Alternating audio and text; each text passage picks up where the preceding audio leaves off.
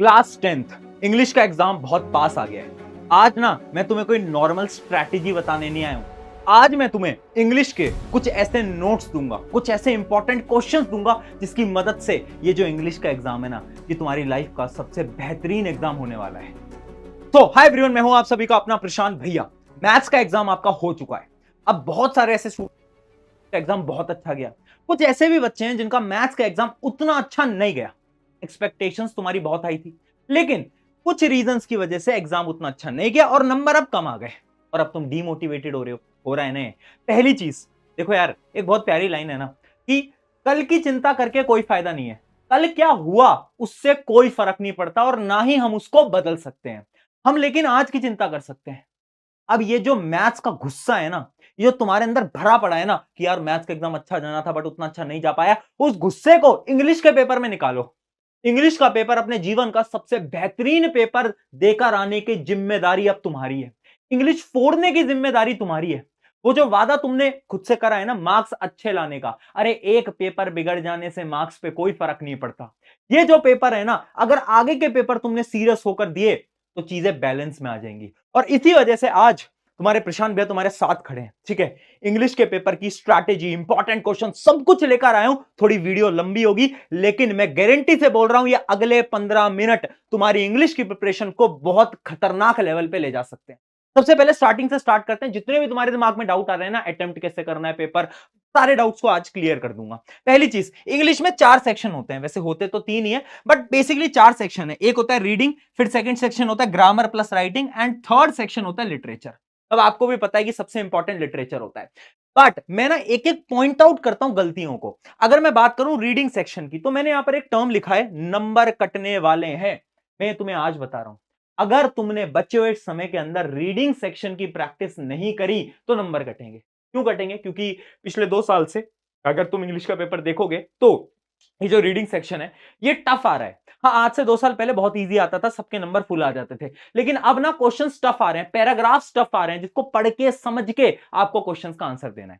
फिर हम इसको अटेम्प्ट कैसे करेंगे वो डिटेल में मैं आपको स्ट्रैटेजी बताने वाला हूं। दूसरी चीज, ग्रामर की बात करूं तो यहां पर मैंने लिखा है मोस्ट स्कोरिंग। अरे भैया, यहां पर ना नंबर मिलते हैं।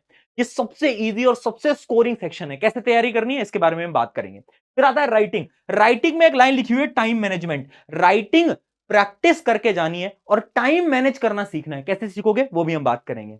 लिटरेचर, लिटरेचर में जो एक्सट्रैक्ट बेस्ड क्वेश्चन है वहां पर तुम फंसोगे, और पेपर प्रेजेंटेशन अगर तुमने अच्छे से नहीं करी वहां पर भी तुम फंस सकते हो, नंबर तुम्हारे कट सकते हैं। अब भैया प्रॉब्लम्स तो इतनी सारी हैं, सॉल्यूशन बताओ। एक एक करके स्टार्ट करते हैं। सबसे पहले जो मोस्ट इंपॉर्टेंट सेक्शन है लिटरेचर, उसको उठाते हैं, क्योंकि 40 नंबर का तो भाई यही आने वाला है। तो इसकी स्ट्रैटेजी के ऊपर डिस्कशन करते हैं एक एक करके डिटेल में। अगर मैं लिटरेचर सेक्शन की बात करूं तो सबसे पहले ना आपको हर एक चैप्टर की स्टोरी पता होनी चाहिए। अब भैया कैसे रिवाइज करें? देखो, मैराथन सेशन चल रही है मिशन जीत वाले चैनल पे, मैग्नोलिया मैम ने आपको ऑलरेडी बता दिया होगा, है ना, आप भी देख रहे होगे। अब वहां से पढ़ो, वहां से आपका रिवीजन बहुत बेहतरीन तरीके से हो जाएगा। लेकिन क्या स्टोरी समझना इनफ है? नहीं। यही सबसे बड़ी भूल है। बच्चों को लगता है कि अरे हमने स्टोरी समझ ली, हमने सारी चीज समझ ली, अब हो गया काम खत्म। नहीं, क्वेश्चन प्रैक्टिस करना बहुत इंपॉर्टेंट है। अब भैया ये प्रैक्टिस कैसे करेंगे क्वेश्चन, एंड स्पेशली ये जो एक्सट्रैक्ट बेस्ड क्वेश्चन है ना, ये कहां से हम प्रैक्टिस करें? यार, तुम्हारे प्रशांत भैया तुम्हारे साथ खड़े हैं, मैं बोल रहा हूं, ये तेरी क्लास 10वीं जब तक खत्म नहीं हो जाएगी ना, तब तक ये तेरा हाथ है ना, ये पकड़ के रखूंगा यार। तेरी मदद करता रहूंगा, सिर्फ साइंस में नहीं, हर एक सब्जेक्ट में। तो तुम्हारे लिए मैंने ना नोट्स बनवाए हैं, और बहुत शानदार नोट्स हैं। चाहे तुम कोर्स ए वाले बच्चे हो या तुम कोर्स बी वाले बच्चे हो, सारी बुक्स के नोट्स बनवाए। मैं आपको नोट्स ना थोड़ी डिटेल में दिखाना भी चाहता हूं आज, क्योंकि मैं उस सारे नोट्स को लेकर आया हूं। जैसे कि अगर मैं बात करता हूं फुटप्रिंट्स विदाउट फीट की, तो इसके जितने भी चैप्टर्स हैं ना, इसके सारे चैप्टर्स के हमने नोट्स बनाए। अब उन नोट्स में है क्या, हमने क्या करा है ना, हमने थोड़ी समरी लिख दी है ना, तो वो समरी तुम पहले पढ़ सकते हो, वरना तुम वन शॉट वीडियोस, मैराथन से भी समरीज को पढ़ सकते हो। लेकिन उससे इंपॉर्टेंट क्या है, हमने हर चैप्टर के, ये देखो, एक्सट्रैक्ट बेस्ड क्वेश्चन, ये एक्सट्रैक्ट बेस्ड क्वेश्चन हमने इसके अंदर डाल दिए, ताकि ना इन क्वेश्चंस में तुम फंसो ना, ये तुम्हारी प्रैक्टिस हो जाए। तो जितने भी एक्सट्रैक्ट बेस्ड क्वेश्चन हमने चैप्टर वाइज डाले हैं ना, वो सब के सब तुम प्रैक्टिस कर लेना। उसके बाद हमने क्या करा है, सिर्फ इतना ही नहीं है, हमने टॉप 10 पीवाईक्यूज, जो प्रीवियस ईयर क्वेश्चन है, जो बेस्ट बेस्ट थे, जो कि रिपीट कर रहे हैं, वो सारे प्रीवियस ईयर क्वेश्चन तक डाल दिए यहां पर। तो आप वो भी सारे के सारे देख सकते हो। ठीक है, इतनी सारी चीजें आपके लिए बना दी हैं। उसके अलावा लास्ट में फोकस एरिया फॉर एग्जाम, यानी जो इंपॉर्टेंट टॉपिक्स हैं वो भी लास्ट में आपको यहां पर मिल जाएंगे। ये हर चैप्टर के लिए करा है, चाहे आपकी कोई भी किताब है, चाहे आप कोर्स ए के बच्चे हो, ए वाले बच्चों पे उतना फोकस नहीं करते यूट्यूब पे, बट उनके लिए भी हमने बनवाया, दिखा भी देता हूं मैं तुम्हें। और ए वालों के नोट्स में ना बड़ी इंटरेस्टिंग चीज भी हमने डाली है, जैसे कि मैं आपको दिखाता हूं। ये तो अपनी पोएम होगी, तो आप देख सकते हो सारी की सारी पोएम्स का भी अगर आप देखोगे तो जैसे स्टैंजा है, एक पोएम का स्टैंजा है, उस स्टैंजा का एक्सप्लेनेशन यहां पर पूरा डिटेल में लिखा है। इसके भी सारे इंपॉर्टेंट क्वेश्चंस आपको यहां पर देखने को मिल जाएंगे, एक्सट्रैक्ट बेस्ड क्वेश्चन। ये देखो एक्सट्रैक्ट बेस्ड क्वेश्चन भी आपको यहां पर देखने को मिल जाएंगे। ये चीज भी तुम्हारे लिए बना रखी है।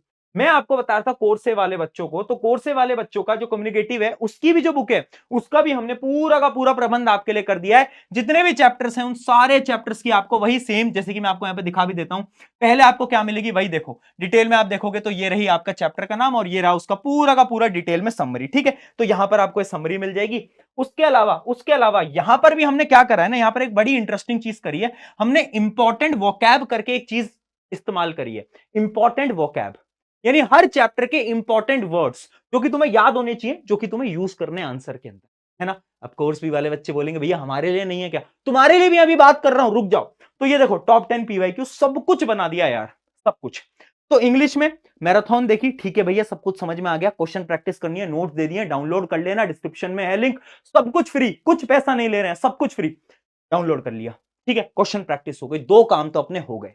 क्या भैया इतना इनफ है? नहीं, थोड़ा बहुत लिख लिख कर प्रैक्टिस करनी पड़ेगी, लिख लिख कर प्रैक्टिस करनी पड़ेगी। और वहीं पर ही आती है हमारी स्ट्रैटेजी नंबर 3, जो कि है कीवर्ड स्ट्रैटेजी। कीवर्ड स्ट्रैटेजी क्या होती है ना, कुछ वर्ड्स होते हैं, कुछ वर्ड्स होते हैं, इंपॉर्टेंट वर्ड्स होते हैं, जो कि हर चैप्टर के आपको पता होने चाहिए। उसी के लिए हमने एक अलग से पीडीएफ बनाई है, जिस पीडीएफ का नाम है यूनिक वर्ड्स। तो चैप्टर वाइज ना जितने भी वर्ड्स है ना इंपॉर्टेंट, वो सारे वर्ड्स लिखे हैं और उनके टर्म्स यहां पर लिखे गए हैं। तो अगर कोई क्वेश्चन घुमाकर भी पूछा जाए तो ये सारे वर्ड्स आपको पता होने चाहिए, इनको याद नहीं करना, एक बार रीड कर लो, ताकि क्वेश्चन में अगर ये वर्ड दिख जाए तुम्हें तो तुम्हें इसका मीनिंग पता होना चाहिए। उसके अलावा इन क्वेश्चंस को, मतलब ये जो वर्ड्स हैं, सॉरी, इन वर्ड्स को तुम लिख कर आ सकते हो अपने आंसर के अंदर। जब तुम इसको लिख कर आओगे ना तो एग्जामिनर के ऊपर बहुत अच्छा इंप्रेशन पड़ेगा कि ये जो बच्चा है ना ये तो यार पढ़ के आया है, इसने तो वोकैबुलरी भी इसकी बहुत अच्छी है। इंपैक्ट पड़ेगा, वो इंपैक्ट हमें डालना है। ठीक है, तो ये जो यूनिक वर्ड की पीडीएफ है ये भी हमने बनवा रखी है, डिस्क्रिप्शन में आपको पूरी की पूरी चीजों की लिंक मिल जाएगी, आप जाकर इस्तेमाल कर सकते हो। चलो अब आते हैं वापस से। तो हमने आपको दो चीजें बता दी, यूनिक वर्ड स्ट्रैटेजी भी बता दी। अब लास्ट पॉइंट है अंडरलाइन स्ट्रैटेजी। अंडरलाइन स्ट्रैटेजी क्या है? जब आप लिटरेचर सेक्शन को पूरा अटेम्प्ट कर लो ना, तो आपको क्या करना है, कुछ इंपॉर्टेंट फ्रेजेस को ना पेंसिल से अंडरलाइन करना है। ये स्टार्टिंग में मत करना, जब तुम लास्ट में पूरे इंग्लिश के पेपर को खत्म कर दो उसके बाद करना, उसके बाद करना है। ठीक है, ठीक है जी भैया, समझ आ गया इंपॉर्टेंट फ्रेजेस को। इससे लिटरेचर तुम्हारा शॉर्ट है, 40 से 40 नंबर तुम्हारे फुल आने चाहिए। लिटरेचर बहुत स्कोरिंग है, अच्छी प्रिपरेशन करके जाना, नंबर आएंगे, और ये मोस्ट इंपॉर्टेंट सेक्शन रहता है। अब आते हैं अगले सेक्शन के ऊपर, जो कि है राइटिंग सेक्शन। अब राइटिंग सेक्शन तुम्हें पता है कितने मार्क्स का आएगा? अब वैसे तो ये इजी है, लेकिन ना बच्चे क्या करते हैं ना, टाइम मैनेज नहीं कर पाते, बहुत टाइम लगा देते हैं। तो देखो टाइम मैनेजमेंट के लिए तुम्हें क्या करना होगा, सबसे पहले तो तुम्हें फॉर्मेट सबके आने चाहिए। अब भैया हमें तो फॉर्मेट ही नहीं आते, क्या फॉर्मेट के लिए भी कोई स्ट्रैटेजी है क्या? फॉर्मेट्स को याद कैसे करें? अरे सुनो, तुम्हारे लिए एक चीट शीट बना रखी है, इसके अंदर लेटर, एनालिटिकल पैराग्राफ के जो इंपॉर्टेंट फॉर्मेट्स है ना वो बना रखे। उसके साथ साथ किस वर्ड से तुम्हें कौन सा लेटर स्टार्ट करना है वो तक बता रखा है। इंट्रोडक्शन जो लाइंस होती है ना, जो बहुत इंपॉर्टेंट होती हैं, वो भी बता रखी है। उसकी भी मैं एक बार पीडीएफ आपको यहां पर दिखा देता हूं। जैसे कि अगर आप देखोगे ये है टाइप ऑफ फॉर्मल लेटर। देखो फॉर्मल लेटर के कितने टाइप होते हैं, और यहां पर मैंने कुछ खास लाइन लिखी है कि अगर लेटर टू एडिटर है तो आपको स्टार्ट कैसे करना है, अगर कोई और लेटर है तो आपको स्टार्ट कैसे करना है, पैराग्राफ 1 में क्या करना है, पैराग्राफ 2 में क्या करना है, ऐसा सब कुछ लिखा है। कंप्लेंट लेटर है तो उसमें क्या करना है, सारे टाइप के लेटर्स में हमने करा है। उसके बाद आपको कुछ लेटर्स मैंने प्रैक्टिस करने के लिए भी दिए हैं। सिमिलरली अगर आप एनालिटिकल पैराग्राफ्स में आओगे तो एनालिटिकल पैराग्राफ्स के भी हमने क्या करा है, यहां पर इंट्रोडक्शन आपको बताया कैसे लिखना है, कुछ खास लाइंस जो कि आप यूज कर सकते हो डिफरेंट डिफरेंट टाइप के एनालिटिकल पैराग्राफ में, और उसके बाद कुछ इंपॉर्टेंट क्वेश्चंस भी दिए हैं। और ये जो क्वेश्चंस है प्लीज इनको प्रैक्टिस करके जाना, मैं ये नहीं बोल रहा हूं एकदम सेम आ जाएगा, बट मिलता जुलता आ सकता है पेपर के अंदर। प्रैक्टिस करोगे तो आपका भला रहेगा, और लिख लिख के प्रैक्टिस करना प्लीज, वेरी इंपॉर्टेंट। तो इससे क्या होगा, तुम्हारे राइटिंग सेक्शन का जो फॉर्मेट है, कैसे लिखना है, वो तुम्हारा सॉर्ट हो गया, अब तुम्हें उसमें कोई प्रॉब्लम नहीं है। उसके बाद तुम्हें राइटिंग सेक्शन में क्या करना है, वापस से आते हैं उसकी स्ट्रैटेजी की तरफ। देखो अब तुम्हें क्या करना है ना, जब भी तुम कोई भी लेटर या फिर तुम कुछ एनालिटिकल पैराग्राफ स्पेशली लिखने वाले हो ना, तो तुम अपने दिमाग में ना पॉइंट सोच लो कि तुम क्या 3-4 पॉइंट्स के ऊपर पूरे के पूरे पैराग्राफ को लिखोगे। और अगर तुम दिमाग के अंदर नहीं सोच सकते ना, तो पेपर का जो लास्ट पन्ना होता है उस पर रफ हेडिंग डालकर उसके ऊपर ना कुछ पॉइंट्स लिख लो। Write points on the last page. उसमें कुछ पॉइंट्स लिख लो शॉर्ट में, जो कि तुम्हें पता है कि तुम्हें एनालिटिकल पैराग्राफ के अंदर पूरी चीजें लिखनी है। वो बहुत इंपॉर्टेंट है। उससे क्या होगा कि आपको बार बार सोचना नहीं पड़ेगा, और वो जो तुम काटते रहते हो ना बार बार कि आंसर को वापस से काटा फिर लिखा, उसमें आपकी वो वाली प्रॉब्लम नहीं आने वाली। ठीक है, अगली strategy, check for spelling mistakes. मैं फिर बोल रहा हूं, इंग्लिश के अंदर अगर तुमने स्पेलिंग मिस्टेक करी तो टीचर्स नंबर काट सकते हैं, बिल्कुल काट सकते हैं, सब नहीं काटते बट कट सकते हैं नंबर। तो इसलिए ना जब पेपर खत्म हो जाए, लास्ट का जो 10 मिनट है उसमें स्पेलिंग मिस्टेक एक बार चेक करना, सारी लाइनों को वापस पढ़ना। भैया वो टाइम कहां से निकालेंगे उसके बारे में हम बिल्कुल अभी बात करेंगे। दूसरी चीज, use easy language, very important यार। आपको क्या करना है ना, थोड़ा सा लैंग्वेज को इजी करो, है ना। अगर तुम एकदम खतरनाक इंग्लिश लिख के आते हो ना राइटिंग सेक्शन में, तो टीचर्स ना बड़े इरिटेट हो जाते हैं, फ्रस्ट्रेट हो जाते हैं। वो तुम्हें नहीं करना है। नॉर्मल इंग्लिश जो कि आप लिखते हो वैसी आपको लिख के आनी है, ज्यादा कुछ खतरनाक शब्दों का उपयोग करने से थोड़ा दूर रहे। ठीक है, इतना समझ आ गया। अगली चीज है रीडिंग सेक्शन। रीडिंग सेक्शन बहुत इंपॉर्टेंट। मैंने शुरू में बोला था नंबर कटेंगे, क्यों? क्योंकि तुमने प्रैक्टिस ही नहीं करी अभी तक। मुझे भी पता है, तुम्हें पता है, रीडिंग सेक्शन की प्रैक्टिस तुमने सबसे कम करी है। अब तुम्हें अब जितना भी टाइम है उसमें प्रैक्टिस करनी पड़ेगी। कैसे प्रैक्टिस करोगे? Timer method. टाइमर मेथड क्या होता है? एक टाइमर लगाओ 15 मिनट का। एक रीडिंग सेक्शन जो कि एक पूरा आपका होता है 10 नंबर का क्वेश्चन, वो 15 से 20 मिनट के अंदर आपका पूरा खत्म होना चाहिए। मैं तो बोल रहा हूं 15 मिनट, बट अगर आपने ज्यादा प्रैक्टिस नहीं करी, अगर तुम 20 मिनट के टाइमर के अंदर भी एक क्वेश्चन सॉल्व कर रहे हो तो बहुत अच्छी चीज है। तो सैंपल पेपर उठाया, 20 मिनट का टाइमर लगाया और एक पूरे के पूरे क्वेश्चन को सॉल्व करा और फिर उसको चेक करना। ऐसे आप डेली करो, 2-3 क्वेश्चन, जितना भी टाइम बच रहा है ना अभी एग्जाम में, डेली भी अगर कर लोगे तो भी काम चल जाएगा। ठीक है। और एक स्ट्रैटेजी मैं आपको बताना चाहता हूं, ये मेरी पर्सनल स्ट्रैटेजी है कि जब भी आप ये जो रीडिंग सेक्शन के क्वेश्चन को सॉल्व कर रहे हो ना, तो पहले ना पूरे के पूरे जो आपका पैराग्राफ है उसको रीड करो, फिर क्वेश्चंस की तरफ बढ़ो। बहुत सारे लोग बोलते हैं कि पहले ऐसे करते हैं कि पहले ना हम क्वेश्चंस को रीड करते हैं एंड देन हम जाकर वापस से पैराग्राफ को रीड करते हैं। अब ऐसा मेरा मानना है कि आज से 2-3 साल पहले स्ट्रैटेजी काम करती थी, क्योंकि उस समय पे जो रीडिंग सेक्शन आता था बड़ा इजी आता था, इजी लैंग्वेज में आता था। अब ना बहुत टफ लैंग्वेज में आता है, तो समझ में नहीं आएगा आपको। आपको एक बार थ्योरली रीड करना पड़ेगा, समझना पड़ेगा कि आखिर हो क्या रहा है इसमें, उसकी मीनिंग समझनी पड़ेगी, फिर उसके बाद आप क्वेश्चन पे बढ़ोगे तो नंबर आपके अच्छे जाएंगे। बट फिर भी आप जैसे इसको अटेम्प्ट करते आ रहे थे वो आप वैसे अटेम्प्ट करिए। ये मेरी पर्सनल स्ट्रैटेजी है, ये मैं आपको टिप देना चाहता था। ठीक है, इतना समझ आ गया।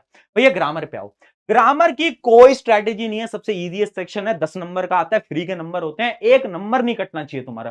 कैसे करना है? ट्रिक वीडियोस देख लेना, मैग्नोलिया मैम आपको ट्रिक वीडियोस दिखाई देंगी, मैराथन में करवाई देंगी, बस उतना करके जाना, कुछ सवाल लगा लेना, मतलब 20-30-40 सवाल लगा लेना, काम खत्म, 10 नंबर आपके गारंटेड यहां पर आ जाएंगे, ज्यादा कोई मेहनत नहीं करनी।